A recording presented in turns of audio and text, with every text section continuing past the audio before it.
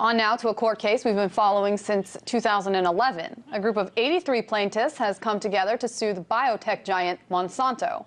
What's at stake? The possibility that small farms could be sued for patent infringement for genetically modified seeds ending up on their property. Now, to be clear, the seeds are not on these small farms, but the farmers are afraid that wind drafts and cross-pollination could bring the seeds to their lands accidentally. So it's essentially a lawsuit to stop future lawsuits before they happen. The case was already shot down once by a New York district court, but oral arguments are being heard today at a federal appeals court here in Washington, D.C. So what chance does this stand? Joining me with the answer is Dave Murphy, Executive Director for Food Democracy Now! Hey there, Dave. First question, can you talk to me about the difference between this time and last time and what the plaintiffs are hoping to accomplish this time? Sure, Megan. Thank you very much for having me on today. The farmers traveled to Washington, D.C. because they believe they have a right to stand in court to protect their farms from unwanted genetic contamination or trespass from Monsanto's genetically engineered pollen.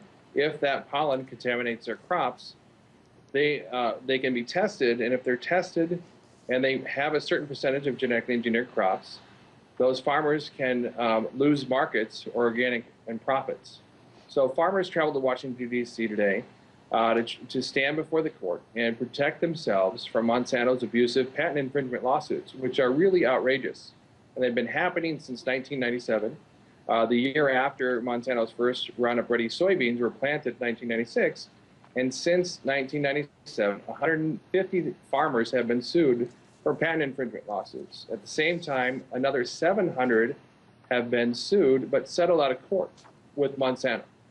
So we're trying to protect organic and non-GMO farmers from unwanted genetic contamination of their crops and maintain their right to farm without these frivolous patent infringement lawsuits and basically attacking the rights to farm the way they want to farm. Now, on its part, Monsanto has called this lawsuit completely baseless. I want to bring up a quote from them. They said, quote, "Farmers who have no interest in using Monsanto's patented seed products have no rational basis to fear a lawsuit from Monsanto. And claims are contrary to the quote, are to the contrary. To quote the district court, are groundless and baseless. As was stated in the court, it has been and remains Monsanto's policy not to exercise its patent rights where trace amounts of our patents are present in a farmer's fields as a result of this inadvertent means." Now, on their website, they also said this. They said, since 1997, we have only filed suits against 145 farmers 145 times in the U.S. This may sound like a lot, but when you consider that we sell seeds to more than 250,000 American farmers a year, it's really a small number. Of these, we've proceeded with trial on only 11 farmers. All 11 cases were found in Monsanto's favor. So is what Monsanto arguing true? And also, is this case possibly being blown out of context, considering the fact that they've only proceeded to trial with 11 people? Well, listen, I would have to say, if you believe what Monsanto says on their website, that I have some Agent Orange and DDT to sell you. The fact is, I talked to one of Monsanto's top lobbyists in 2009. He said they'd only sued 7 farmers at that time. In fact, they've taken 144 farmers to court.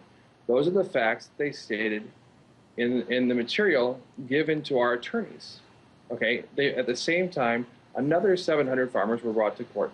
Each year, Monsanto sends its seed police across rural America, and they investigate 500 family farms for these frivolous patent infringement lawsuits. You know, they can say a lot of things in court, and they often do. We just watched with Prop 37, where Monsanto was willing to say basically anything to deny Americans their right to know what's in their food.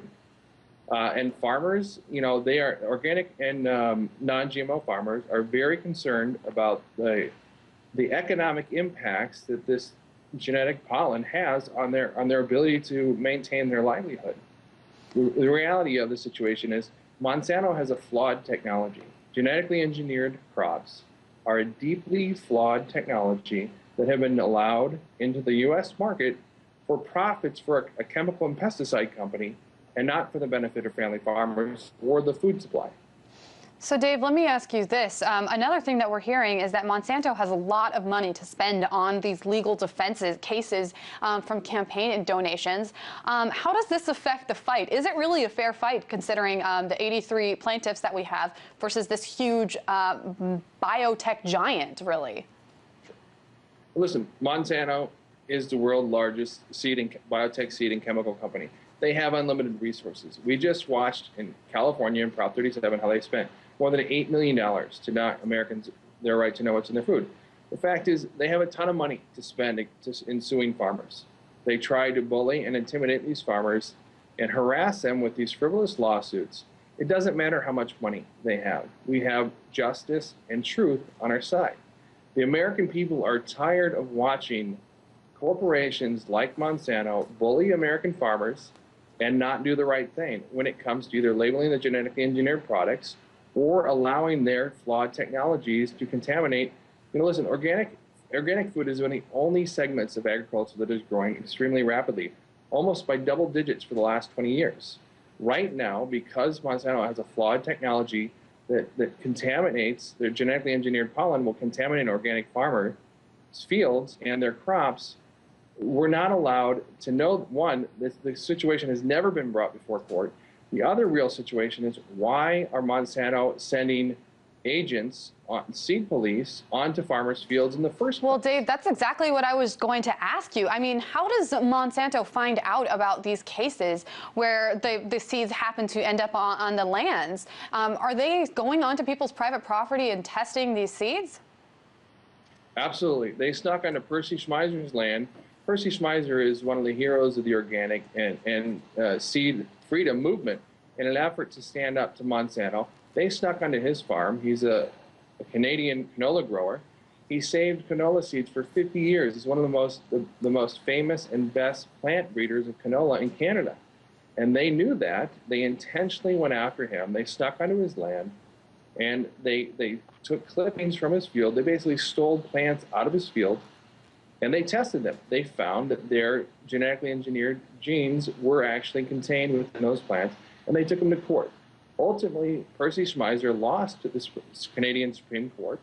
But the fact is, money buys a lot of things. In American democracy, we found out in 2012, money can buy you a lot of votes, okay? But it doesn't buy truth, and it doesn't buy justice.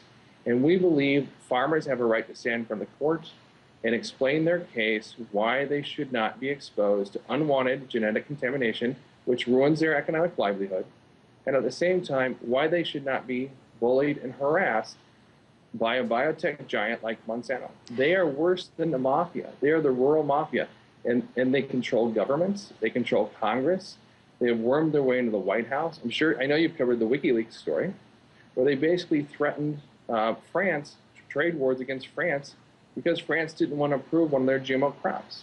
It is outrageous that the length with which Monsanto will go to get their way to approve new GMO crops and keep farmers locked in a plantation system. So, Dave, obviously, this is a very big case. I read somewhere that 300,000 people are being represented by these 83 plaintiffs, or it equates to about 25% of all certified organic U.S. and Canadian farms. But let me play devil's advocate here for just a minute. I mean, the plaintiffs in this case are essentially suing for what George Orwell would call a thought crime, something that hasn't happened yet. Is the fact that Monsanto has sued in the past evidence enough that they will sue in the future? Well, here are the facts. It's not a thought crime. Farmers, organic farmers and non-GMO farmers, there is a day that will come, their fields will be contaminated by Monsanto's genetically engineered pollen. If this is the case, they face the real risk, because Monsanto is such a bully, so aggressive in their pursuit of patent infringements, that they most likely will be sued. Where there are organic farmers that have had their crops tested, and they have no desire to grow GMO crops, obviously, if they're organic and non-GMO, where they've tested 30 and 40 and 50% contamination. And they planted organic seeds, but they've been contaminated at that level. Well, like I mentioned, there is oral arguments going on today, and we'll see how the Federal Appeals Court treats this. Dave Murphy, Executive Director for Food Democracy Now! Thanks for joining us. Thank you very much.